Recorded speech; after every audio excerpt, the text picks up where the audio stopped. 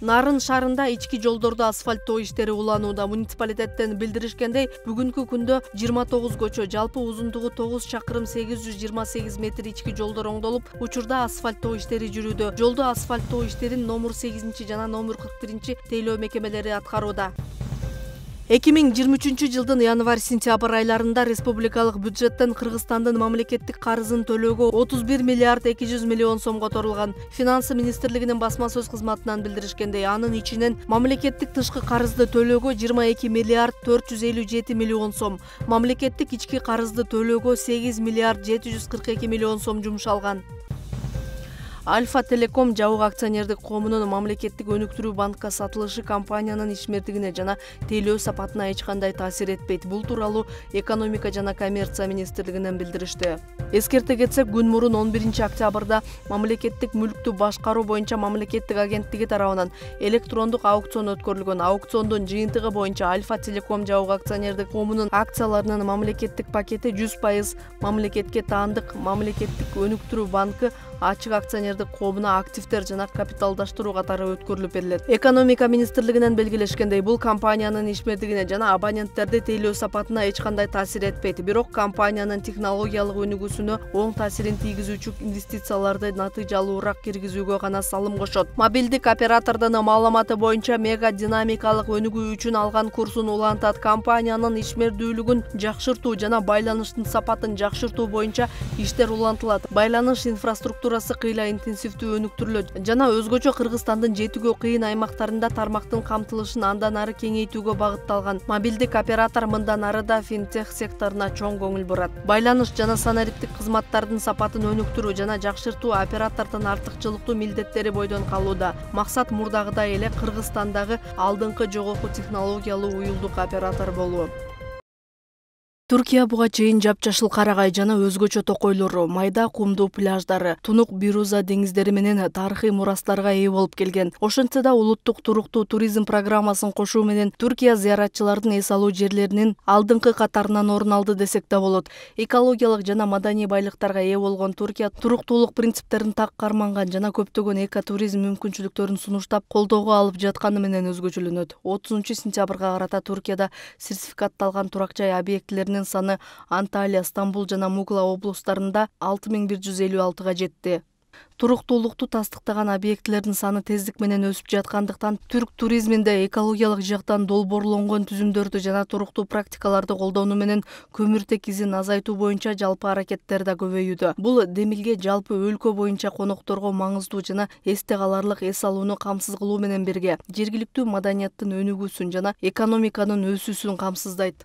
Түркия глобалдык туруктуу туризм кеңеши менен кызматташуу боюнча протоколго кол койгон дүйнөдөгү алгачкы өлкө болду. Туризм тармагында туруктуу трансформацияга жетишүү үчүн Түркия өткөн жылы саякат жана туризм боюнча дүйнөлүк стандарттарды түзгөн жана башкарган глобалдык туруктуу туризм кеңеши менен улуттук программаны иштеп чыгуу боюнча кызматташтык келишимине кол койгон дүйнөдөгү биринчи өлкө. Туризм тармагын кайра куруу боюнча 3 жылдык планына ылайык Түркия улуттук туруктуу туризм программасында иштеп чыкты. Туруктуу туризм программасынын негизги максаты жайгаштыруу объектилердин дүйнөлүк кабыл алынган критерийлерден турган туруктуу туризм сертификатын алуусун камсыз кылуу. Бул процесстин жүрүшүндө турак жай объекттери жыл сайын кайталанып турган сертификациялоо үчүн көз карандысыз болгону баалоодон өткөрүлөт. Натыйжалуу туруктуулукту пландаштыруу аркылуу текшерүү, сертификаттоо, ошондой эле объекттерге туруктуулук аракеттерин үзгүлтүксүз жакшыртууга мүмкүндүк берет. Мындай аракеттер аркылуу Түркияда туруктуулук боюнча тастыкталган сертификатталган объектилердин саны жылдан жылга көбөйүүдө. Түркиянын улуттук туруктуу туризм программасына ылайык 2030 жылга чейин бардык объектилерде туруктуу туризм сертификаты болушу керек. Түркиянын улуттук туруктуу туризм программасы маданий мурастарды коргоо жана биологиялык ар түрдүүлүктү, экосистемаларды, табигый кооздуктарды сактоо менен бирге жергиликтүү калк үчүн социалдык экономикалык пайданы максималдуу түрдө көбөйтүүнү максат кылат. Мындан тышкары программа булганууну азайтууга жана ресурстарды үнөмдөөгө, туризмдин бардык аспектиде экологиялык жактан таза болушун камсыз кылууга багытталган. Түркияда турак жайларды баалоо 4 негизги категория боюнча жүргүзүлөт. Туруктуу башкаруу, маданий таасирлер, социалдык экономикалык таасирлер жана айлана чөйрөгө таасирлер.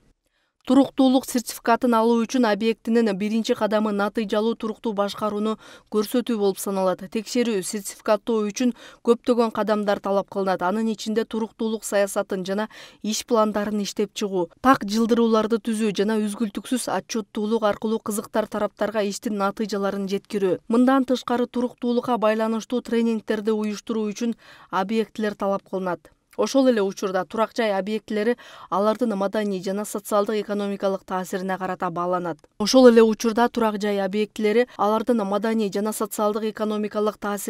бааланат. Турак жайлар маданий мурастарды коргоп, конокторго жергиликтүү маданият менен өз ара аракеттенүүгө мүмкүндүк берет. Мындан тышкары жергиликтүү жумуш менен камсыз кылуу, жергиликтүү сатып алууну илгерилетүү жана жергиликтүү ишкерлерди колдоо аркылуу аймактын экономикасынын гүлдөп өнүгүүсүнө салым кошоору талашсыз. Бул чаралар объекттердин айлана чөйрөгө тийгизген пайдасын максималдуу түрдө көбөйтүүгө, ал эми терс таасирлерди минималдаштырууга багытталган. Ар бир объект бир нече талаптарга жооп бериши керек. Мисалы, жергиликтүү жана адилеттүү соода берүүчүлөргө артыкчылык берүү, сууну жана энергияны керектөөнү минималдаштыруу, катуу калдыктарды башкаруу, кайра иштетүү практикасын ишке ашыруу, биологиялык ар түрдүүлүк менен ландшафтты коргоо чараларын ишке ашыруу зарыл.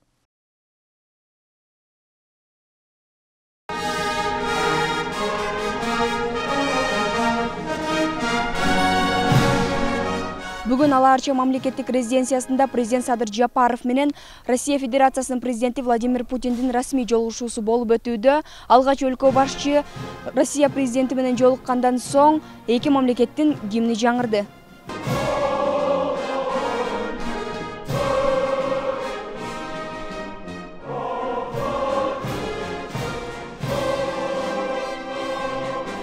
Расмий жолугушуунун жүрүшүндө эки өлкөнүн лидерлери Ата Бейит тарыхый мемориалдык комплексине барып, 1916 жылдагы курман болгон баатырлардын эстелигине гүл чамбарларды коюшту.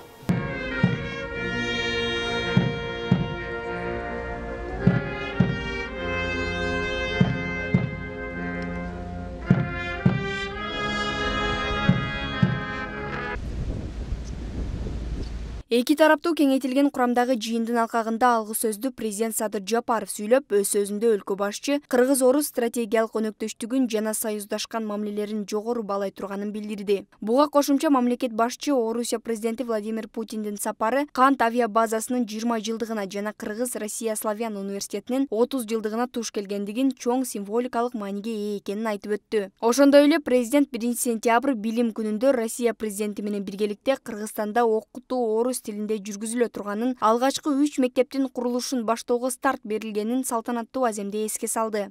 Уверен, что в будущем мен келечекте бул мектептердин бүтүрүүчүлөрү кыргыз-орус мамилелерин тереңдетүүгө чоң салым кошот деп ишенем.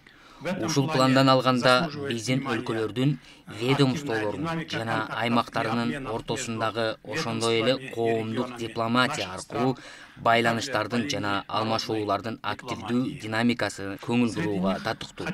Алардын ичинен эстелик поезди, Кызыл Паруста, Екатеринбург, Челябинск, Курган жана Казан шаарларындагы кыргыз балет искусствосунун чеберлеринин жана жаш таланттарынын көрсөтүүлөрүн өзгөчө белгилеп кетким келет. Жакын арада 15 окуучу Кыргызстандын балдары үчүн интернат үйү долбоорунун алкагында Россияга барат.